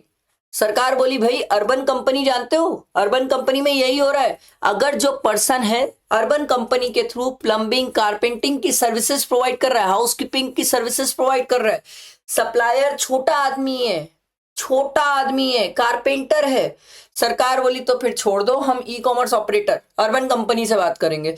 पर अगर सप्लायर खुद इतना बड़ा है कि वो लायबल टू रजिस्टर है तो सरकार बोली फिर हम ई कॉमर्स ऑपरेटर से क्यों बात करें, फिर तो सप्लायर खुद अपना जीएसटी पे करेगा और निपटेगा सर।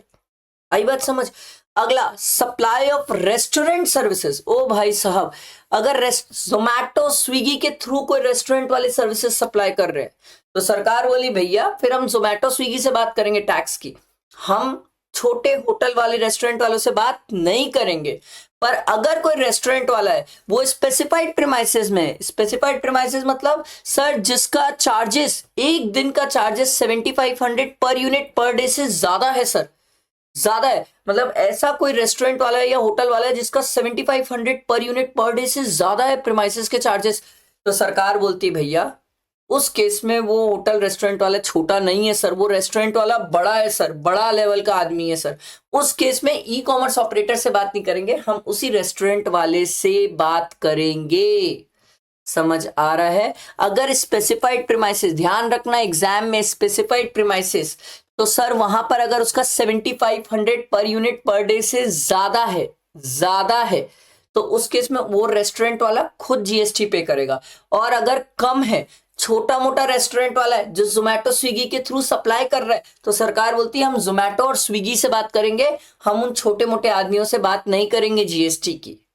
बात समझ आई?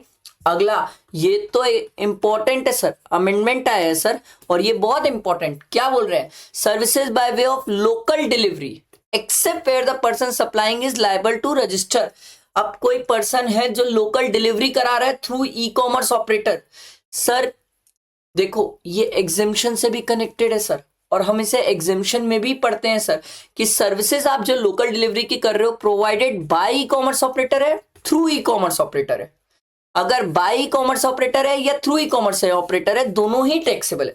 बाय ई कॉमर्स ऑपरेटर मतलब समझते हो, ई कॉमर्स ऑपरेटर खुद ही लोकल में डिलीवरी कराता है गुड्स की, खुद लोकल जाके डिलीवर करता है गुड्स।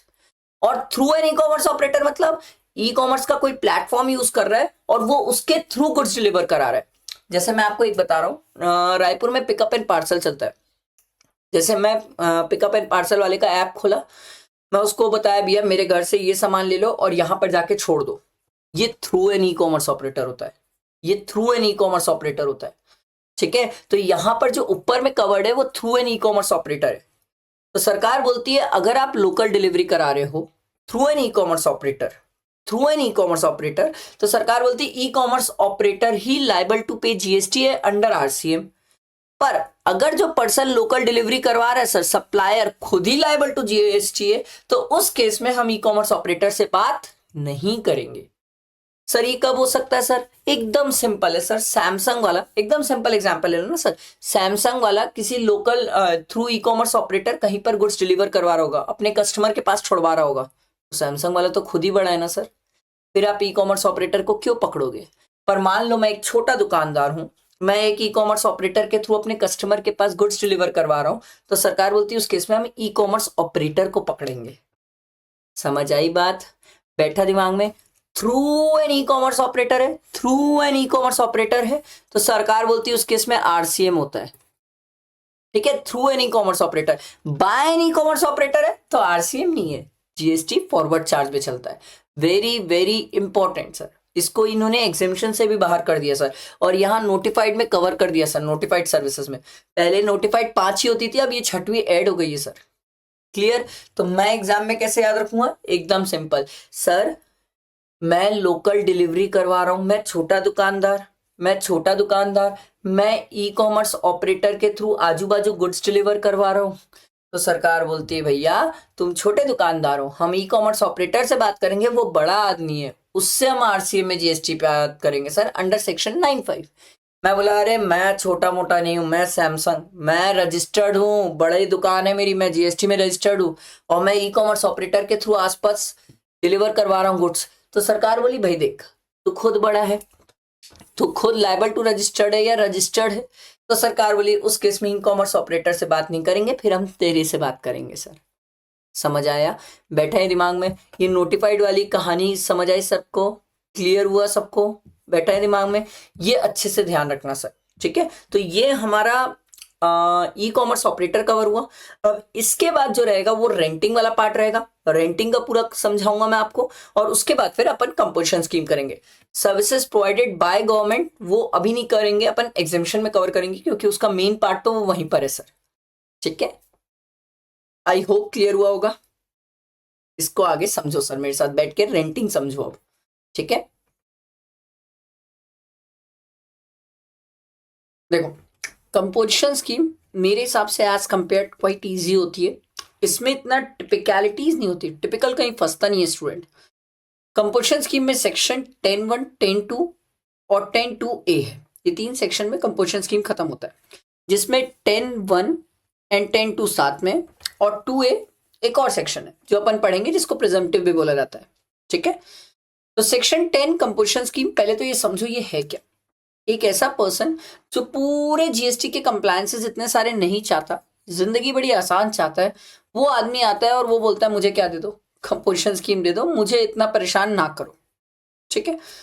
तो सरकार बोलती है ले ले कंपोजिशन स्कीम। तो ये कंपोजिशन स्कीम किसी भी टैक्सेबल पर्सन को मिल सकती है, ठीक है। कोई भी टैक्सेबल पर्सन कंपोजिशन स्कीम ले सकता है सर, ठीक। पर इसके लिए कुछ कंडीशन है सर, एलिजिबिलिटी देखी जाती है सर।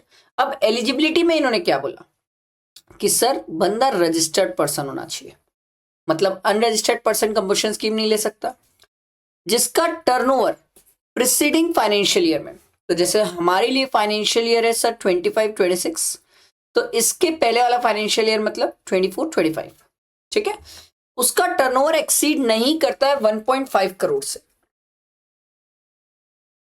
क्योंकि अगर 1.5 करोड़ से एक्सीड किया तो ये स्कीम नहीं मिलेगी सर। मतलब अगर मुझे 25-26 में कंपोजिशन स्कीम लेना है तो मेरा एग्रीगेट टर्नओवर जो है वो एक्सीड नहीं करना चाहिए 24-25 में 1.5 करोड़ से। और कुछ स्पेशल कैटेगरी स्टेट्स है जिनके लिए लिमिट कितनी है सर, 75 लाख। अरुणाचल प्रदेश, मणिपुर, मेघालय, मिजोरम, नागालैंड, त्रिपुरा, सिक्किम, उत्तराखंड, ये सब स्टेट्स है जिनके लिए 75 लाख की लिमिट है। आसाम, हिमाचल और जम्मू एंड कश्मीर, अब इनके लिए लिमिट 1.5 हो गई। एक जमाने में इनके लिए भी लिमिट 75 होती थी सर, ठीक है। तो अगर आपका टर्नओवर प्रीसीडिंग फाइनेंशियल ईयर में एक्सीड नहीं करता तो आप कंपोजिशन स्कीम ले सकते हैं, और अगर एक्सीड कर गया तो कंपोजिशन स्कीम ले ही नहीं पाओगे।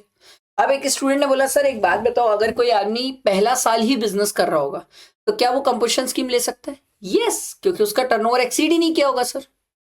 क्लियर? अब देखो sir, aggregate turnover, aggregate turnover word का मतलब क्या होता है? Means the aggregate value of all taxable supply, जितना भी आप टैक्सेबल सप्लाईज करते हो sir, excluding value of inward supply on which tax is payable by a person on RCM. मतलब जो टैक्स आप आरसीएम में पे करते हो वो आपका टैक्सेबल सप्लाई में नहीं आएगा, वो सर एग्रीगेट टर्नओवर में नहीं आएगा। ये आपका इनवर्ड वाला आरसीएम है सर। क्या होता है इनवर्ड वाला आरसीएम? इनवर्ड वाला आरसीएम वो होता है जहां पर रिवर्स चार्ज में मैं जीएसटी पे करता हूं। आउटवर्ड वाला आरसीएम क्या होता है? मैंने किसी को सप्लाई किया और सामने वाला आरसीएम में पे कर रहा है। आउटवर्ड वाला आरसीएम आएगा, ठीक है, यहां लिख देता हूं, आउटवर्ड वाला आरसीएम आएगा, इनवर्ड वाला आरसीएम नहीं आएगा। क्लियर? एग्जेम्प्ट सप्लाई आएगा। एग्जेम्प्ट मतलब क्या होता है सर? सर क्या नॉन टैक्सेबल भी आ जाता है? हाँ सर, एग्जाम में नॉन टैक्सेबल भी आता है, ध्यान रखिएगा सर, एग्जाम में नॉन टैक्सेबल भी आता है, ठीक है। तो एग्जाम सप्लाई आ जाएगा, पर एक एग्जाम सप्लाई है जो नहीं आएगा। कौन सा sir? Value of exempt supply by way of service of, by way of extending loan, deposit, advances so far consideration is represented by way of interest और डिस्काउंट, ये नहीं आता। सर क्या ये सर्विसेज एग्जेम्प्ट होती है? हाँ सर, जब मैं आपको एग्जेम्पशन पढ़ाऊंगा तो ये वाली एग्जेम्पशन पढ़ाऊंगा। तो इन्होंने स्पेसिफिकली लिखा है कि सर हम, आप पूरी एग्जेम्प्ट सप्लाई, जितनी भी एग्जेम्प्ट सप्लाई सबको ले लो, बस एक्सक्लूडिंग ये वाली एग्जेम्प्ट सप्लाई को मत लेना एग्रीगेट टर्नओवर में। क्लियर? अच्छा, एग्जेम्प्ट मतलब नॉन टैक्सेबल भी, नॉन टैक्सेबल मतलब दारू भी आएगा सर, ठीक है, दारू भी। एक्सपोर्ट तो आएगा ही सर, गुड्स एंड सर्विसेज का। Inter state pan of a person having the same pan number, मतलब मैं इंटर स्टेट सप्लाई तो कर सकता हूं बट सेम पैन नंबर वाले पर्सन को, मतलब मेरी ही ब्रांच को, मैं अगर दूसरे ब्रांच या दूसरे पर्सन को सप्लाई करता हूं तो वो सेम पैन हो ही नहीं सकता सर। आ रही बात समझ? तो inter state supply of person having the same pan number, उसको भी अपन ऐड कर लेंगे, बट एक्सक्लूड करेंगे क्या चीजें सर? जीएसटी के टैक्सेस एक्सक्लूड करेंगे sir, CGST, SGST, UTGST, IGST, NGST compensation cess. समझ आया? तो ये हमारा एग्रीगेट टर्नओवर होगा। सर हम क्यों मेहनत कर रहे हैं? क्योंकि जब तक आप एग्रीगेट टर्नओवर नहीं निकालोगे सर, टैक्स कैसे निकालोगे? आप कैसे पता करोगे कि आप कंपोजिशन स्कीम ले सकते हो कि नहीं ले सकते हो? क्योंकि अगर आपका एग्रीगेट टर्नओवर एक्सीड नहीं किया तभी तो आप कंपल्शन स्कीम ले पाओगे, और अगर एक्सीड करिए तो वैसे भी नहीं ले पाओगे सर। बात समझ आई? क्लियर हुई? बैठा दिमाग में? आओ सर। अब सर ये कंपल्शन स्कीम किसको मिलती है सर? सर 3 लोग है सर, मैन्युफैक्चरर है, रेस्टोरेंट वाले हैं, और अदर सप्लायर है। सर अदर सप्लायर ऐसे तो स्पेसिफिकली कुछ बोला नहीं है, बट हम जनरली अदर सप्लायर में ट्रेडर को डाल लेते हैं सर। ठीक है, तो मैन्युफैक्चरर आ जाते हैं सर, क्या देते हैं इन लोग? 1% of the turnover, 1% of the turnover, उनका जितना भी टर्नओवर होता है उसका 1%। कंपोजिशन स्कीम वाला इंटर स्टेट सप्लाई नहीं कर सकता, डिफरेंट पैन नंबर पे, सेम पैन नंबर पे कर सकता है। तो सर जितना भी वो अपने स्टेट में सप्लाई किया होगा उसका 1%, अगर मैन्युफैक्चरर है तो। रेस्टोरेंट वाला है तो 5%, और अगर अदर सप्लायर है जैसे कि ट्रेडर हो तो 1% of the turnover of taxable supply of goods. Sir तो यहां वाले टर्नओवर और यहां वाले टर्नओवर सर दोनों में एग्जेम्प्ट वाला भी आता है। हाँ मेरे भाई, हाँ सर यहाँ एग्जेम्प्ट वाला भी आता है। आप बोलोगे सर मतलब एग्जेम्प्ट वाला भी 1% हमें देना पड़ जाता है टैक्स? हाँ सर, अगर आप मैन्युफैक्चरर हो और कुछ एग्जेम्प्ट सप्लाई कर रहे हो तो उसका भी 1% देना पड़ जाएगा, रेस्टोरेंट वाले को भी देना पड़ जाएगा, पर ट्रेडर बच जाएगा भाई साहब। ट्रेडर बोलेगा लड़ो सालो मरो, मेरे को तो सिर्फ जो टैक्सेबल सप्लाई करता हूं उसी का 1% मुझे टैक्स देना पड़ता है, जो टैक्सेबल सप्लाई भी नहीं करता उसका मेरे को देना भी नहीं पड़ता। समझ आई बात? बैठा दिमाग में? क्लियर हुआ? अब ध्यान से सुनना, ये तो नॉर्मल सी बात है, अभी ध्यान से सुनना, बहुत सारी चीजें सिखानी है सर। अदर सप्लायर और ये जो मैन्युफैक्चरर थे ये बोले सर कि हम ना गुड्स सप्लाई करते हैं, पर गुड्स के साथ साथ ना हमें थोड़ी बहुत सर्विसेज भी देनी पड़ती है। मैं बोले मतलब?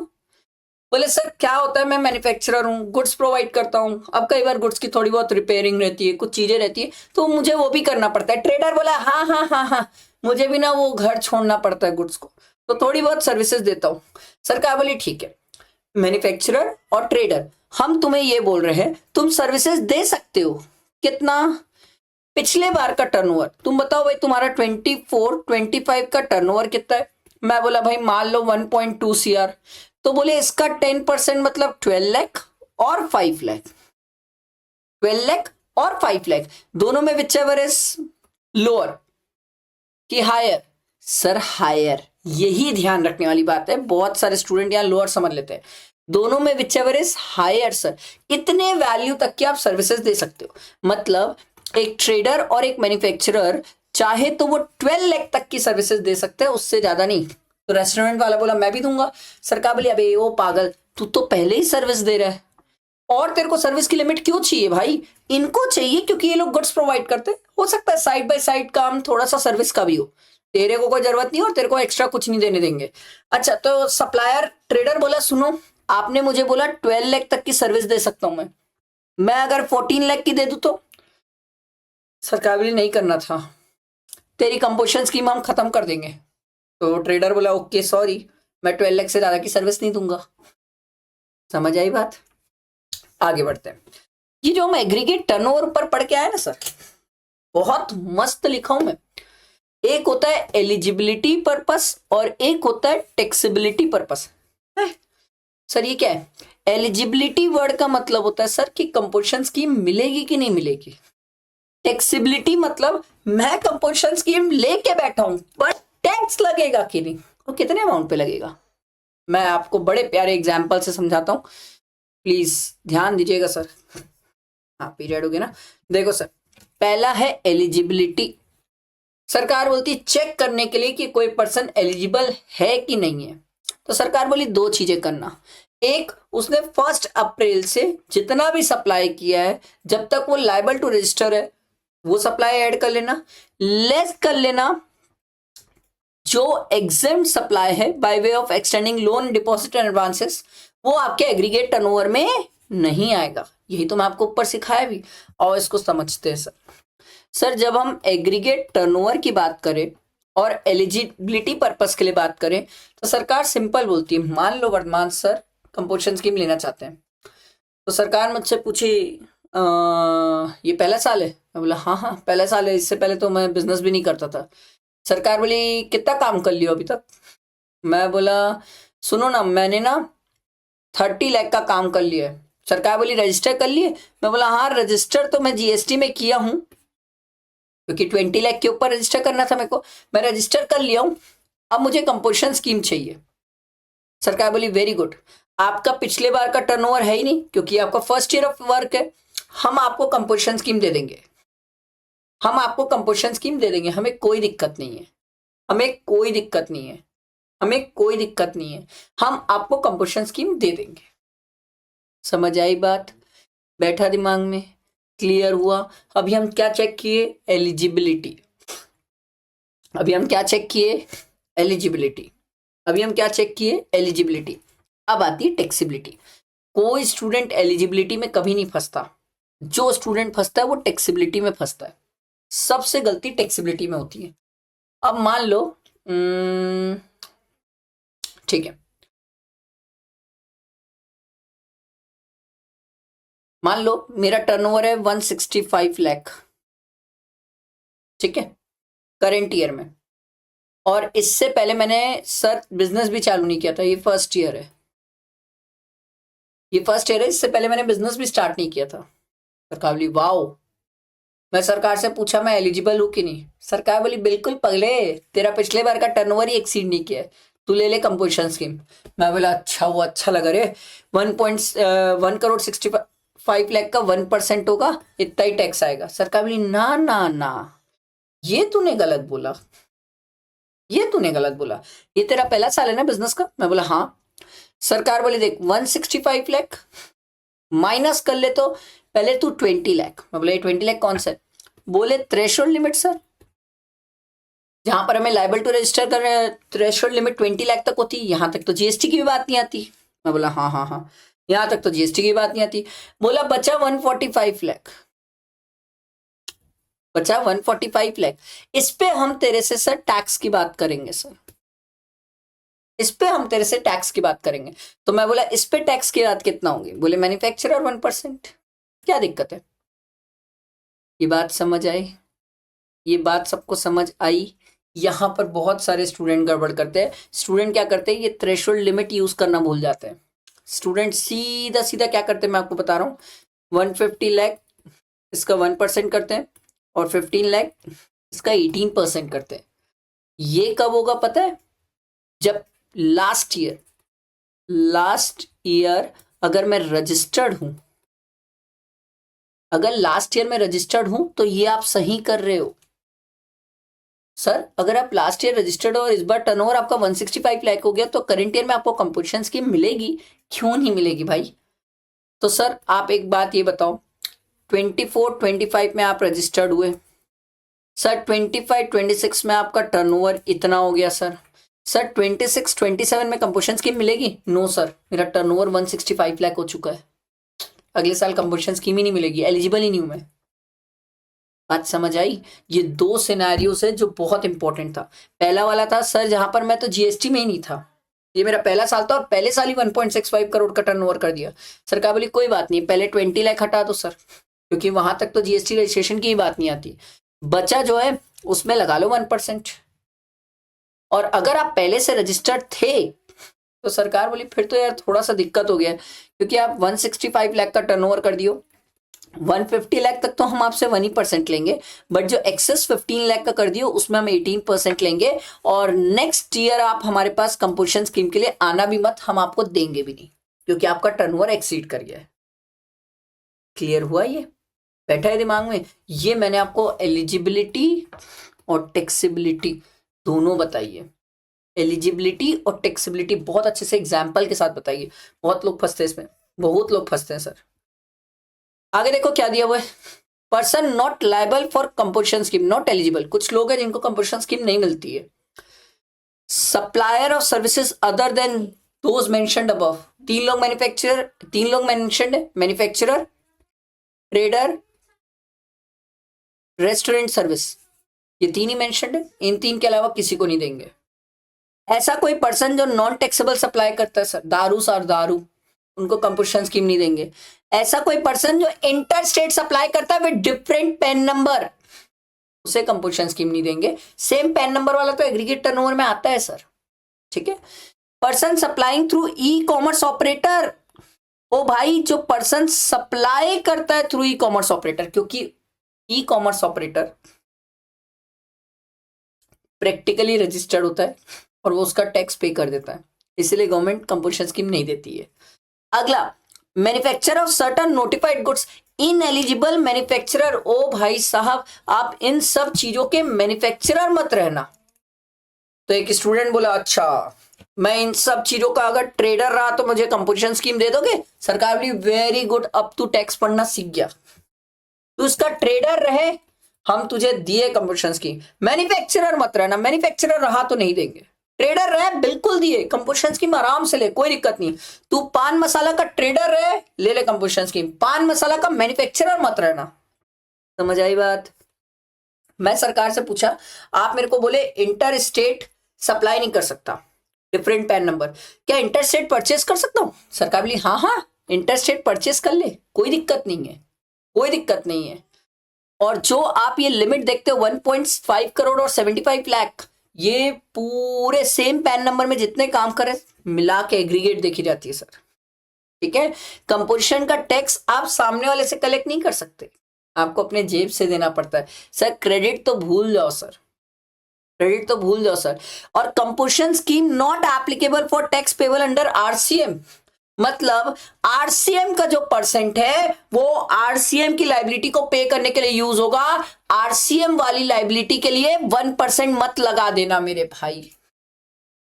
जीटीए वाला ले ले एग्जांपल, जीटीए में 5% में आरसीएम पे करना होता है ना, तो जीटीए वाली सर्विस में 1% मत लगा देना, 5% ही लगेगा, 5% में आरसीएम पे करना होगा। 1% मत कर देना, बोला मैं कंपोजिशन स्कीम वाला मैं 1% करूंगा, नहीं, सरकार बोली आरसीएम का जो अपना है परसेंटेज, वो आरसीएम का परसेंटेज आरसीएम वाला ही लगेगा, तो 1% नहीं लगा सकता। सामने वाला कस्टमर क्रेडिट तो ले ही नहीं सकता सर। समझ आई बात? अब आते हैं सर ये सर्विस वालों के लिए 10(2) है, इनको सरकार बोली भाई सुनो, तुम्हारे लिए एग्रीगेट टर्नओवर का मतलब वही है, एलिजिबिलिटी का मतलब वही है, टैक्सेबिलिटी का मतलब वही है, सब कुछ सेम है, बस थोड़ा सा चेंजेस है सर। तुम्हें 6% देना है, और तुम्हारे लिए जो लिमिट है सर, सर्विस वाले हो ना सर, 50 लाख की लिमिट है sir. Aggregate turnover preceding financial year में 50 लाख से एक्सीड नहीं होना चाहिए सर। 50 लाख से ऊपर गया तो तुम कंपोजिशन स्कीम से बाहर हो जाओगे सर, और प्यार से प्रिजम्पटिव बोल लो सर। समझ आई कहानी? बैठा दिमाग में?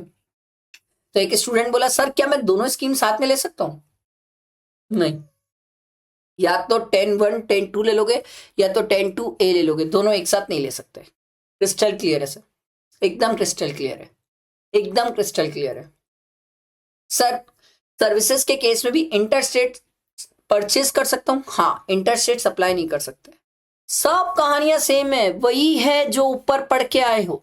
एक जगह अच्छे से पढ़ लो, दूसरी जगह सेम होता है सर, सेम, दूसरी जगह सेम होता है, सेम, अलग से वापस नहीं पढ़ना पड़ता। ये देखो 6% ऑफ द एग्रीगेट टर्नओवर, जितना भी इनका टर्नओवर है, तो मान लो अगर वर्धमान सर प्रिजम्पटिव लेते हैं और उनका सर्विसेज का ग्रॉस रिसिप्ट 40 लाख है, तो 40 लाख का 6% कितना आ जाएगा सर? 2,40,000। इतना मुझे जीएसटी पे करना होगा।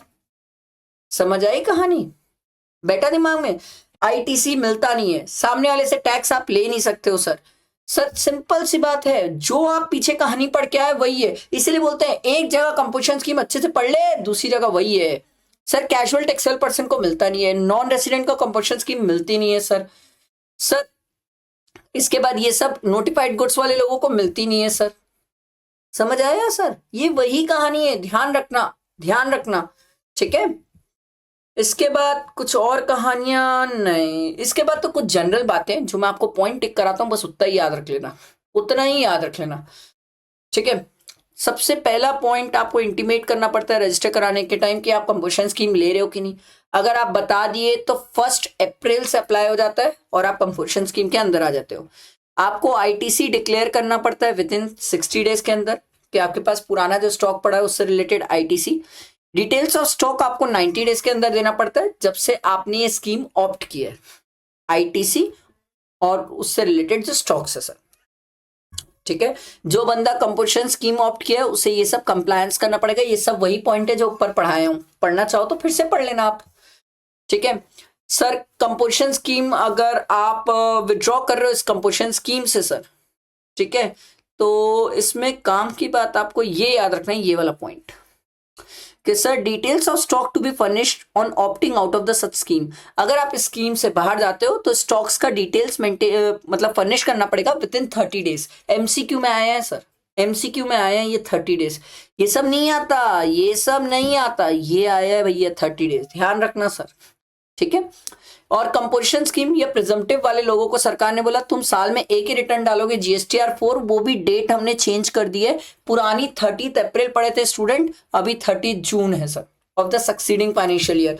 तो भैया मेरा फाइनेंशियल ईयर 25-26, मेरे को सरकार बोली 30 जून 2026 तक तुम फाइल कर दो GSTR 4। अच्छा, इनको पेमेंट क्वार्टरली करना पड़ता है, GST CMP 08 फाइल करते हैं of 18th of the month succeeding such quarter. तो अप्रैल मई जून का 18th जुलाई को इन्हें पेमेंट करना पड़ता है सर। समझ आया बेटा दिमाग? कंपोजिशन स्कीम बहुत इजी है, सही में सीरियसली बहुत इजी है कंपोजिशन स्कीम। इसीलिए इससे कोई लमसम बड़ा क्वेश्चन नहीं आता अलग से। रिवर्स चार्ज से आता है, कंपोजिशन स्कीम से नहीं आता है यार, बहुत इजी होता है composition scheme. I hope clear हुआ होगा। ये हमने चार्ज और कंपोजिशन चैप्टर खत्म किया, अभी बहुत सारे चैप्टर्स पढ़ना है साथ में। प्लेस ऑफ सप्लाई पढ़ना है, फिर एग्जेम्पशन है, फिर टाइम वैल्यू, बहुत सारी चीजें सब साथ बैठ के रिवाइज करना है। बहुत लंबा सफर है, साथ चलेंगे, मजा आएगा सर। तो मेरे साथ बैठो, रिवाइज करो, कोई डाउट दिक्कत आए मुझसे पूछो। ये कॉम्पैक्ट मैंने सर ड्राइव में शेयर किया हुआ है, वहां से सब एक्सेस कर सकते हो। बस अच्छे से बैठ के पढ़ो, ठीक है। और जितने ट्रिकी पॉइंट्स है जिनसे फंसते हो ना, वादा है मेरा उनकी वीडियोस मैं लेके आऊंगा, और इतनी परफेक्ट वीडियोस रहेगी कि मजा आ जाएगा उन नोट्स के साथ। पर पहले एक बार बेस अपना अच्छा करो, ठीक है, बेस अपना स्ट्रांग रखो सर। ठीक, चलो, थैंक यू।